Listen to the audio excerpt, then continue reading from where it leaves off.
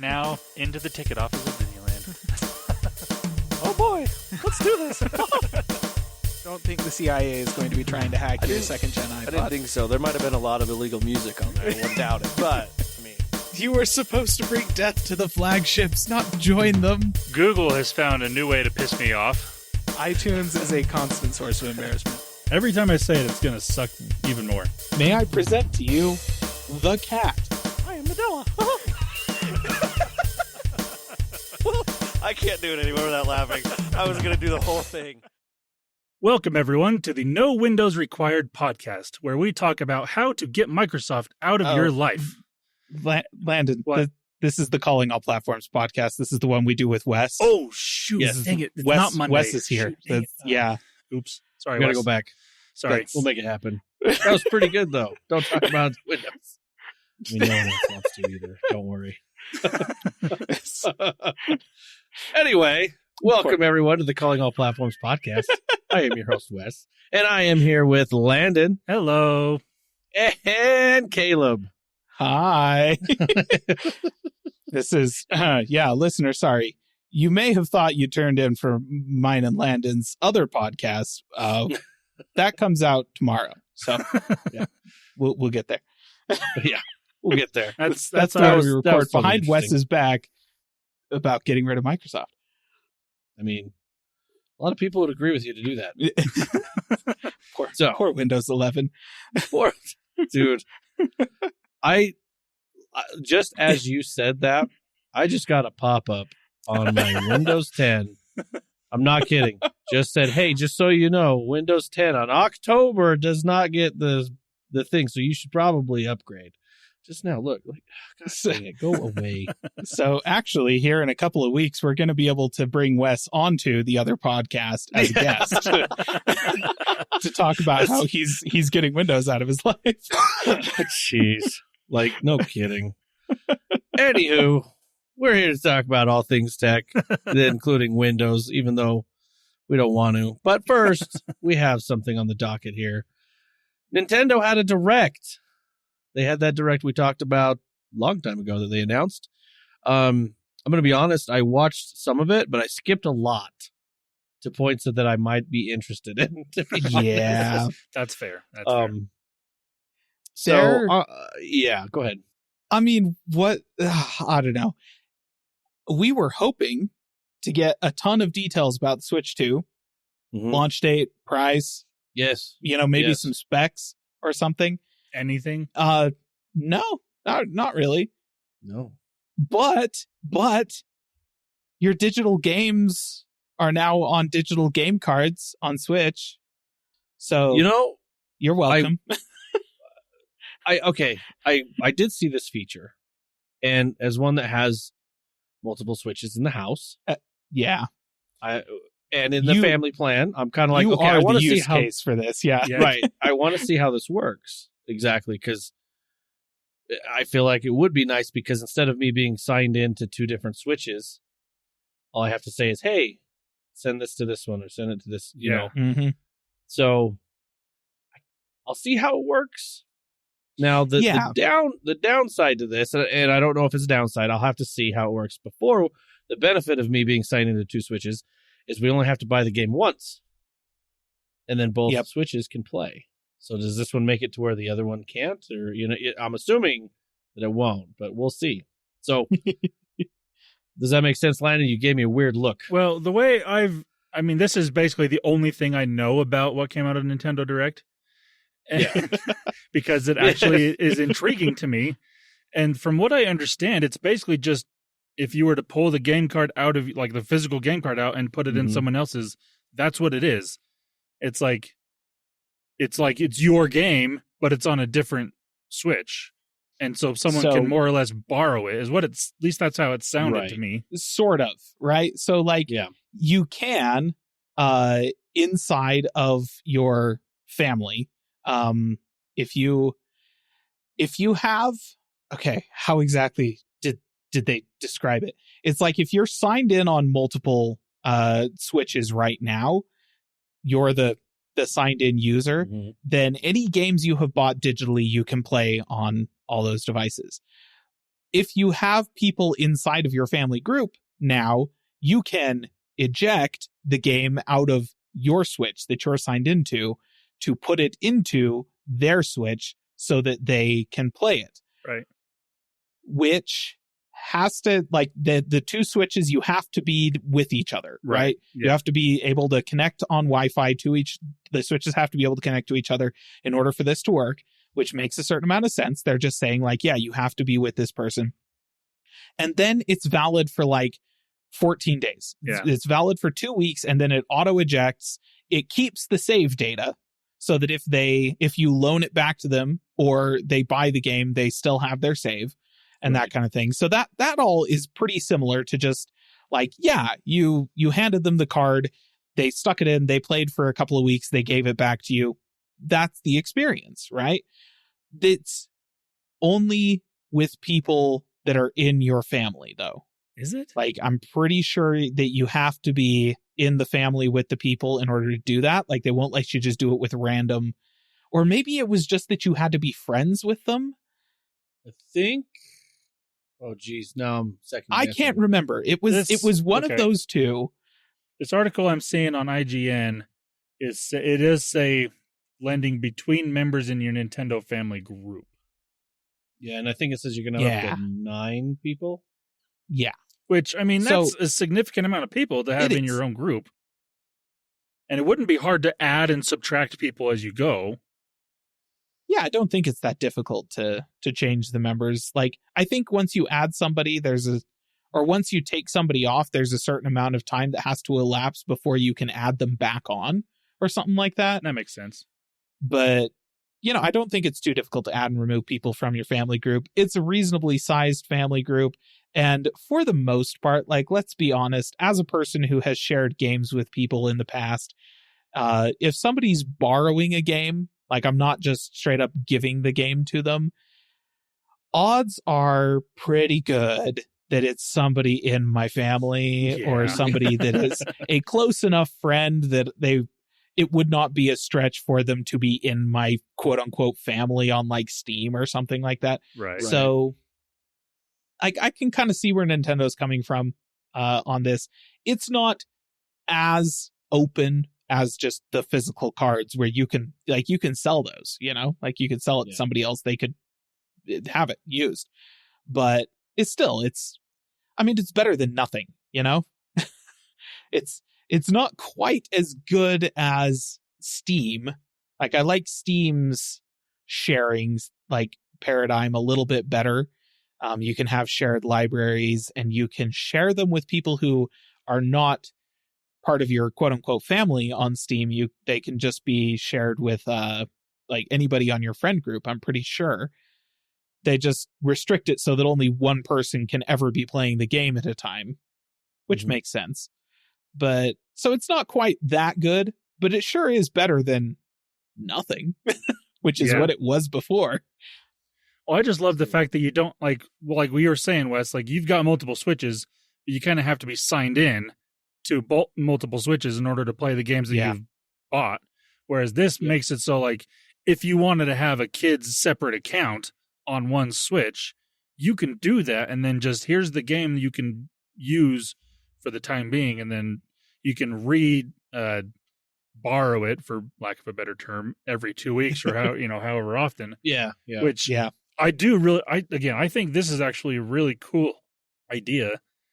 I do think, like Caleb was saying, I think there's ways that could improve, but overall, it's a really interesting way to get past the whole digital games, lack of physical card type situation that everyone's going to nowadays. Yeah. Yep. So far, I think all of us agree this is good. A good thing. So then they had a lot of different games that they were showing off. And then looks like next thing on here says Switch 2 rumors. I didn't see. Yeah. So this is a specific rumor that, there are a bunch of rumors. People have been talking about what the theoretical price of the thing could be. Somebody said $500. I'm like, no, it better not be. I'm sorry. They try to, like, here's the thing. People would buy it for $500, but that is too much. But Like, I'm sorry, I get a PlayStation for that money, not a Switch. Yeah. That's Yeah. not, these are not comparable hardware, Nintendo. But there was one rumor that I really like, which is that when the Switch 2 launches, you could be able to take your old Switch, right, your first Switch, and use that as a controller for your Switch 2, with the screen acting as an input device alongside the actual Joy-Cons, meaning that your Switch 2 would be a Wii U. That's exactly what that was. It was console displaying on the TV with a gamepad that had a screen in the middle. So you could bring back all of those second screen Wii U games on the Switch 2, so long as the person playing it also has a Switch 1 to pair with it. And as ridiculous as that sounds, listener, this is Nintendo we're talking about, and they actually have a history of this. This would not be the first time. Obviously, they had the gamepad on the Wii U, which was a thing and was a little bit strange, but you could also use, I think, the DS and 3DS as controllers for certain, I think it was Mario. No, was it Mario Party? I think it was Smash Bros. Actually, you could use a DS as a gamepad on a Wii U to play Smash Bros. If you owned Smash Bros. On the DS, as well as on the Wii U. That's so cool. That was a thing. And then back in the GameCube days, they had an attachment for the GameCube that would play Game Boy Advanced games. Like, you just dock it to the bottom of the GameCube and you could put the Game Boy Advance games in there and play them on the GameCube. And you could plug your Game Boy Advance into the GameCube with a special cable to use as a controller for those games. So this is not a wholly unexpected or unlikely turn of events for Nintendo specifically. So who knows? Maybe. Yeah. That's interesting. I like that rumor, actually. Yeah. I thought that Very was kind of Nintendo-y. funny. I was just like, this is such a weird thing to do with a previous generation console, but also it's kind of a Super Nintendo thing to do. Yeah. So. And it makes a lot of sense, because I do think there's going to be a significant amount of people that do have a Switch, even like it's the very first, they bought it when it first came out. They're going to buy a second one, and that's going to be theirs. And then the old one goes to their kids, and they could still utilize this type of situation if they wanted to, if they have the games for it. So I don't think it's an interesting idea, but it's not necessarily a bad idea. And it's a way to, quote unquote, resell Wii U games in the Nintendo Online stuff, because they may very well do that. Like, if this end up coming to fruition, I guarantee they're going to be trying to $10. You get 5 different Wii U games from back in the day. Yeah. That's amazing. Well, and I mean, the Wii U and the Switch have basically the same hardware. Yeah. So, like, so many of the Switch games in the first couple of years of the Switch's life were just ports of Wii U titles that nobody bought and played because nobody had Wii U's. That Nintendo was all like, well, we're going to make money off of it somehow, put it on the Switch. And, and it worked. And so now they're going to be able to turn around and be like, hey, remember that second screen experience for Mario Kart 8? No, you don't. Nobody bought the Wii U, but here it is. Yeah. That's amazing. All right. Well, that's kind of the end of the Nintendo Direct that we wanted to talk about. If you want to check it out, I mean, they did have, like I said, a lot of different games. They did say that they're adding more music to the Nintendo Music app, and then they're going to have their own news app as well on there. But that's great, Nintendo. That's definitely what we all wanted from you. Yeah. So there's those things. So we're going to go ahead and move on. We're going to go to some Google news here. We're going to talk about the Pixel 9a has a new release date. Yeah. So, listener, last week we mentioned how the Pixel 9a was announced, and then they made it so you couldn't pre-order the thing because of some sort of issue that also has not been talked about yet. So that's fun. But they have announced a new date of when it will be available to purchase. And that date is April 10th. Now, that is only going to be for the US, Canada, and the UK. So, if you're in one of those countries, you can pre-order on the 10th. And then on the 14th of April, you'll be able to get it in basically, based on this list, most of the European countries that would gonna have it are gonna get it on the 14th. And then on the 16th, it will be coming to Australia, India, Singapore, Taiwan, and Malaysia. And so it's kind of a staggered release. I don't know exactly why they're doing this, but they're doing that. And again, they haven't mentioned why they did the delayed release in the first place. So there's still questions on that. And then they did also say it is coming to Japan, but that is listed as coming soon. So there's no date on that one yet. So just, it's so interesting. As much as I want to really, really like this phone, there's just so many questions around it that's like, come on, do I really want to recommend it right now? Or do I want to wait for a month to see what actually happens with this phone after people get it? Is it going to blow up like the Note 7, or is it something less crazy? I don't know.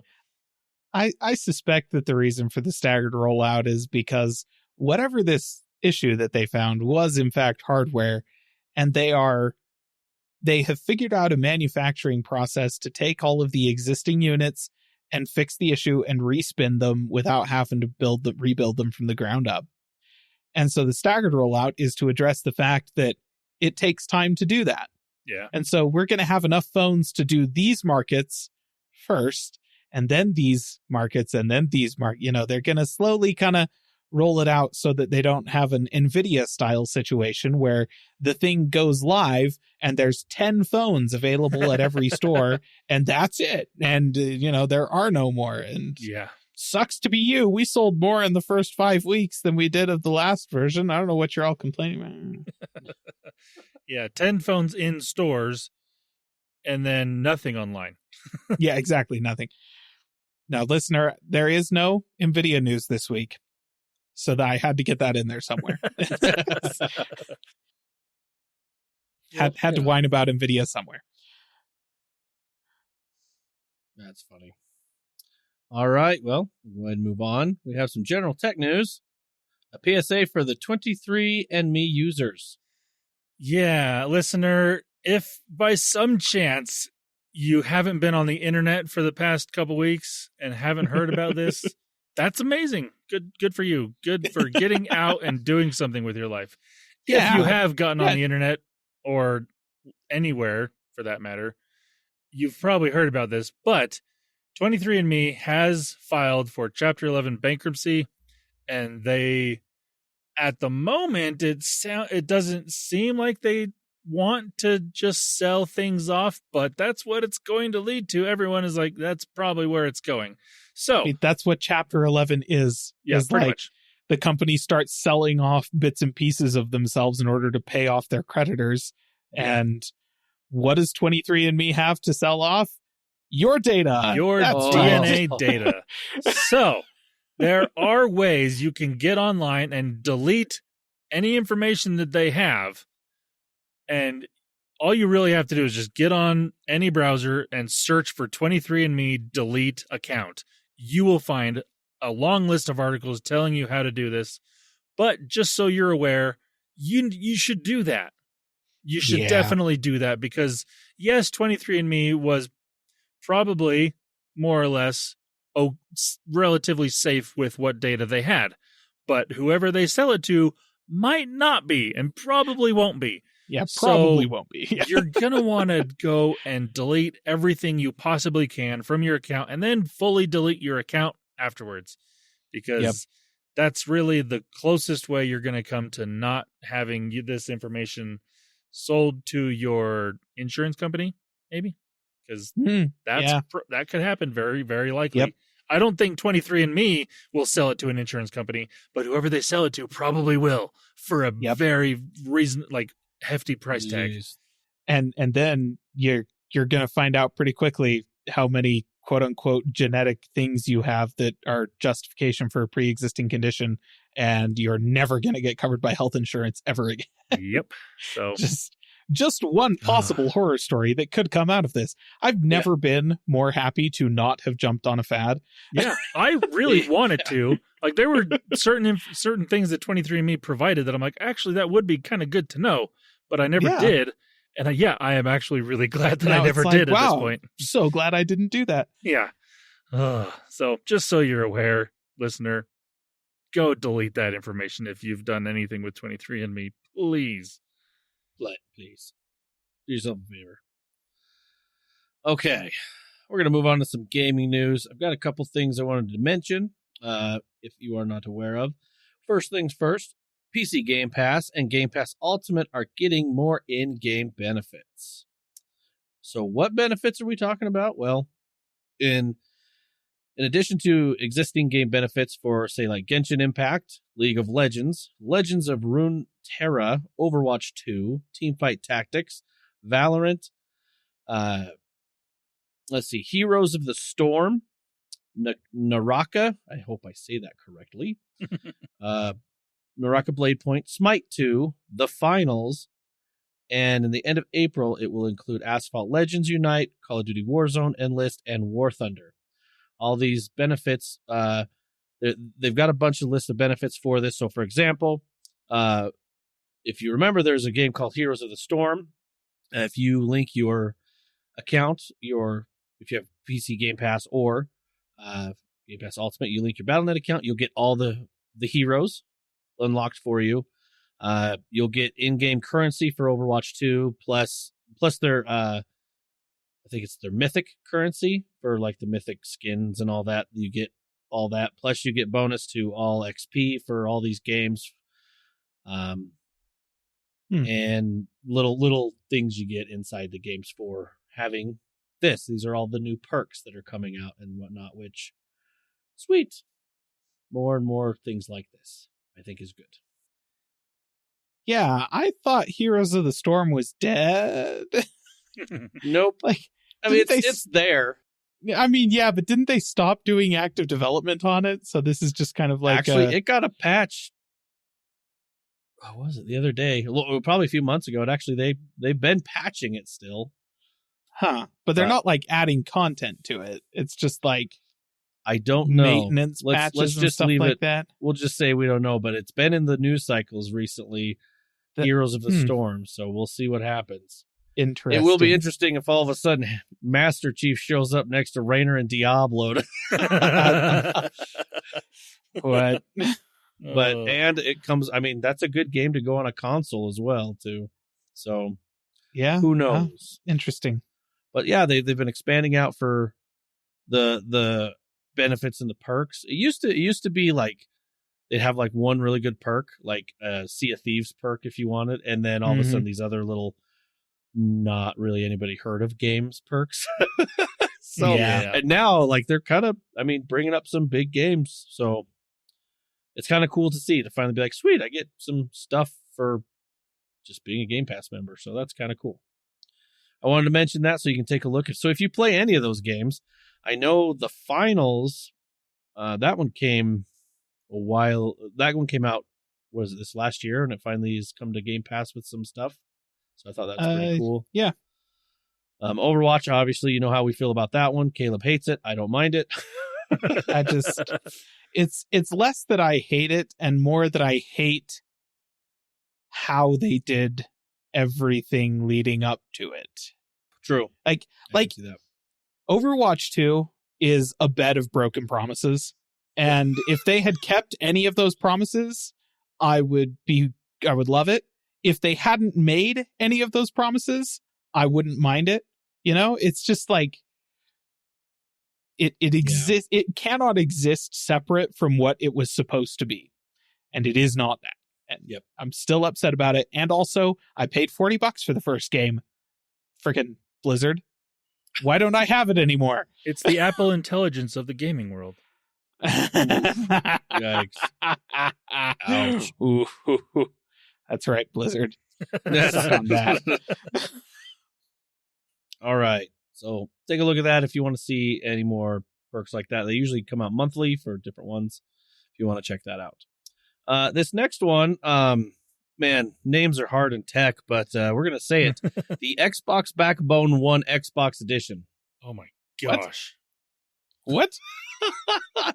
Okay, when I read that on the doc, I thought this was like, okay, this is 2 different Xboxes, right? And he just forgot a comment. No, oh my gosh. Yep. That's Yep, awful. that's what it's called. The Xbox Backbone 1 Xbox Edition. Basically what this device is. So Backbone has always been one of those things where you can basically have your phone have the joystick, some buttons and stuff on the side so you can game with your phone. Is basically what this is. And you put your iPhone or your Android in, and it puts the controllers on the sides, kind of like make it look like a Switch. But this one is the Xbox Edition, so it basically will be green. Kind of see the see-through green, and it has an Xbox button on it, so if you can push that. Seamless Xbox integration is how they're advertising that button on their site. What Seamless. So yeah, we've rebranded a button. Seamless integration. So okay, I mean, yes. So what is this for? Let's be real. It's for the cloud gaming mainly, so you can cloud game, and because there's some games you can download like Minecraft and stuff to your actual phone, but this is probably mainly for the cloud gaming you can do. Since they have been pushing games, a lot of games that are available on the cloud, so I can see this being something they want to push. It does say that the design for I'm going to say it one more time, the Xbox Backbone 1 Xbox Edition works with USB-C based iPhones and Android devices running Android 6 or newer. It is available now in the US for $110. You know what this tells me? Is that apparently nobody at Xbox has a backbone to tell whoever came up with this name that this is a stupid name. Sad joke. Friggin' love it. I'm sorry, guys. You couldn't realize, nobody recognized the fact that they're calling this device the Backbone 1. Slapping Xbox Edition on after that is going to make people think Xbox One, but that's not. Xbox One is last generate. I'm just going to, if you go to Backbone's website onto the marketing page for this device, it has a picture of the thing. It says Backbone 1 Xbox Edition. And then the first sentence of their ad copy says, "This is an Xbox." So your phone is an Xbox, listener. Your phone's an Xbox. I just added that to the worst tech name of the year list. There you go. Your device you're listening to this on is an Xbox. You are an Xbox. Everyone is an Xbox. There you go. Naming, man. Amazing. Naming. All right. Let's go ahead and move on. Talk a little bit about some Minecraft. Microsoft is bringing brilliant visuals to Minecraft. So they did talk about this. They're basically saying that they're bringing these visuals, which adds a modern graphical effect like directional lighting, volumetric fog, reflections, and shadows while retaining the signature Minecraft pixelated look. So you can actually turn this on and off. This vibrant visuals. So cool, I think. All right. Did they just steal the code from all the modders that have already had this working in Minecraft for literally years? They didn't mention that, but I'm assuming that's probably what it is. But I mean, they're always adding something to Minecraft. So, but yeah, I figured I'd mention that. That's kind of one that came out. I know they Minecraft's had a little bit going on. They got the movie coming out here in a month, I guess. But yeah, man, what cool is that movie even gonna be? I've watched the trailers. I'm still confused. I am as well. I definitely want to watch it. I was gonna say, I'm like, I have no idea morbidly what it's curious. Even if it turns out to be a dumpster fire, I kind of want to see it. Yeah, I mean, it's got Jack Black and Jason Momoa. It's got to be good. It's true. It's gonna be funny. It's got to be something there. But yeah, so that's all the gaming news that we have here. That we wanted to talk about, and it looks like that's at the end of the podcast here. Unless, Landon, do you got one more thing for us? Yahoo! Yep. Yes, I did. Okay. Oh boy. Listener, I just have to mention, this isn't it. Well, okay, this is kind of news related, but in case you didn't catch on at the beginning of the podcast, this was an April Fool's prank that we did on Wes. I've been planning this for probably a year. Really? I actually brought that, yeah. I brought Caleb into it about 6 months ago. And that's when we decided, no, okay, we're going to do this on April 1st because it would be funny. Now, we're recording on the 30th of March. It is not April Fool's Day, but this will be released on April Fool's Day. And along with that, I have to mention, don't trust anything you see on the internet on April Fool's Day. It's all fake. Because- it's all made up. More so than usual. Yeah. Which, to be fair, a lot of the internet is made up as is, but even more. The only thing that you might want to question is if it's real, is if it, is the White House has said this. That might actually be real, even though it looks like it could be an April Fool's thing. It might be real, but I'm not getting into politics. But that is kind of how most of their posts read. Wait, is that an April Fool's joke? Oh no, no, it's not April. Oh, so just be aware that it is going to be April 1st when you're listening to this or after, but just don't believe the majority of things you see on the internet on that day. That's just a general for every April Fool's Day. So there you go. That's my one more thing. Were you really planning that for a whole friggin' year? I've been planning this for a long Holy time. cow. Long time. yes. All right, fair enough. April Fools to me. That was funny. All of a sudden you start saying something. I'm like, wait, are you serious? Or all right. Well, I also have to tell that. you, me and Caleb were talking before you got on today, Wes, and I used Gemini to come up with the podcast name that I did. And what I asked it was, what would be a good name for a tech news podcast that specifically does not talk about Microsoft? I bet Gemini was really happy for you to get here. We will definitely tell you. It actually gave me quite a few different options. I bet it did. And the first one, as it says, it is direct and clear. It is the Microsoft free tech podcast. Or another one that I enjoyed was Control Alt Delete Microsoft. Great. Oh, okay, that one. Hey, you should put that in your back pocket. Actually, that's a pretty good one. I do like that one. But listener, if you listened to the beginning, which I hope you did, we did go with the No Windows Required podcast because that was also quite good. So yeah, it was a lot of fun. I had a lot of fun planning and plotting this. That's probably one we should do a segment of. For Windows 11, no Windows required when we have to talk about it if something comes up. Like when we talk about other platforms. Yeah. It's kind of like That would Caleb's be- gaming segment of play this instead. It's use this instead of Windows. Yeah. Yes. No, you should. Like that wouldn't be a bad one. Just to cover some other options. Yeah.